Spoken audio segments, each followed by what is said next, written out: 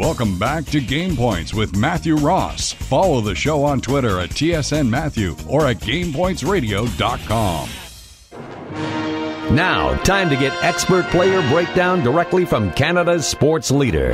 Game Points welcomes TSN.ca producer and writer Scott Cullen. And you can follow him as well on twitter.com/TSN Scott Cullen, a very busy man, I am sure, at this point. Hey, Scott, how you doing? I'm good. How are you, Matthew? Very good, very good. So you excited? You jazzed? You stressed? What are your emotions right now as the season gets going? All of the above. I'm excited that at least we're going to get some hockey out of this season, but it has been a little stressful the last couple of days trying to catch up on what's happening to everybody. You know, you kind of had rough ideas of what team lineups were and so on when the lockout began, but then you have to go back and see what people have been doing in Europe and the AHL, and where there are some, there are going to be some changes probably by the time the regular season rolls around, and so it's been a little bit of a mad dash, but pretty exciting. Now, if you go to tsn.ca/NHL, Scott's got a great column up there, kind of a recap of everything that's been going on in the offseason in terms of some of the signings, free agent signings, and whether or not they'll have an impact from a successful or a fantasy perspective. Scott's face is plastered there on tsn.ca/NHL, so just click on his column there. It's a great read, gets you ready for the season. How's the fantasy coverage looking right now? You're starting to ramp it up. I know that it's not you don't have all the rankings and all that kind of stuff up. Is that coming soon? Yeah, we're gonna have the full fantasy rankings are going to go up tomorrow.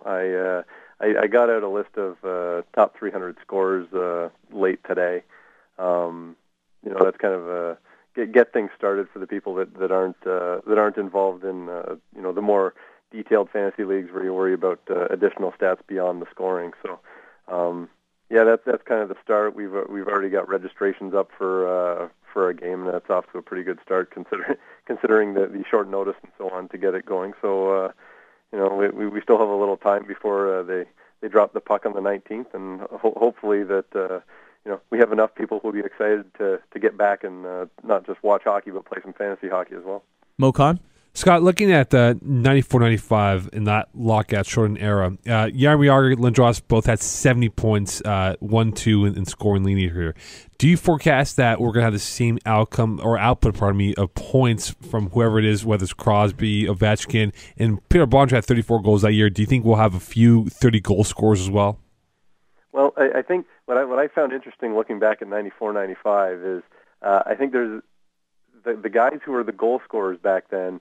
And Bondra's the kind of the prototype example because he has 34 goals and 9 assists or something, is that the guys who were the goal scorers had this real kind of disparity of a lot more goals and not so many assists, but then you had on the counter, the playmakers, I had some playmakers who scored very few goals, but were all assists. And I mean, some of that is just a function of the way guys play over the year, but I guess over a longer season, the numbers don't look quite so bad. You don't have the single-digit goal total and 40 assists, and you don't have 35 goals or 34 goals like Bondra and a single-digit assist total. So I think there will be some of that comes out this year. That the guys who are pulling the trigger, maybe they're going to end up with. You're going to have a few guys who have substantially more goals than assists or whatever.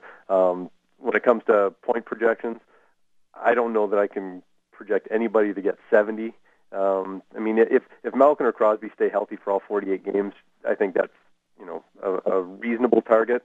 I think right now I'm projecting Malkin with 63 to win the scoring title. So, but I'm also projecting him to miss a few games. So, if he ends up playing all 48, I think 70 is within striking distance.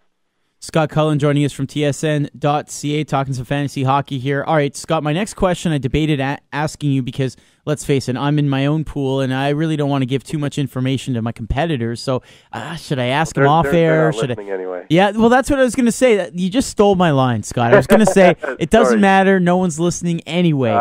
But the bottom line is I looked at the AHL scoring race, and I had to do a double take.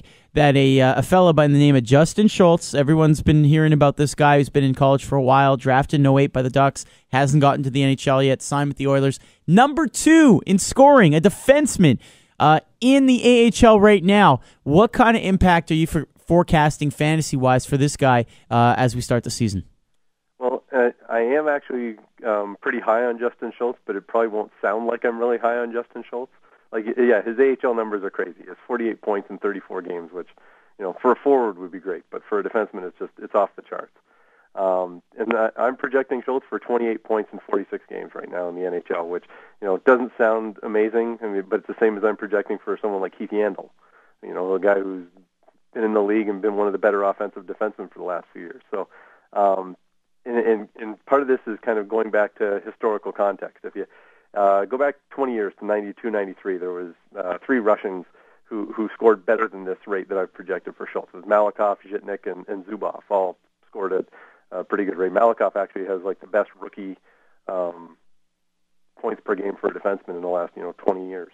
But since then, only once has it happened that a defenseman has scored better than .61 points per game, which is what I've got here for Schultz. And that was Merritt Sidlitsky with Nashville in 2003, 2004, and he was 26. He was a kind of fully finished product almost when he was coming over to play in the NHL at that point. And so I am high on Schultz, and I think he's going to be a huge part of the Edmonton Oilers for years to come, and including this year right away. But I don't think that you can just step out there and say historically, yes, this guy's going to be better than any rookie defenseman we've had in the last 20 years. That's hard. That's a hard leap to make, even based on a great start in the AHL. And part of it too is that he had this great team in Oklahoma City. He's playing with Jordan Eberle and Taylor Hall and Ryan Nugent-Hopkins. Those are guys who are good NHL players, and having them on your team in the NHL is good. Having them in the AHL, well, it gives you almost an unfair advantage. I mean, you can see how that group kind of lifted each other up, and they're putting up kind of some crazy numbers down there in the AHL. That I don't think Schultz is going to quite get that same benefit in the NHL when every team has players of that caliber.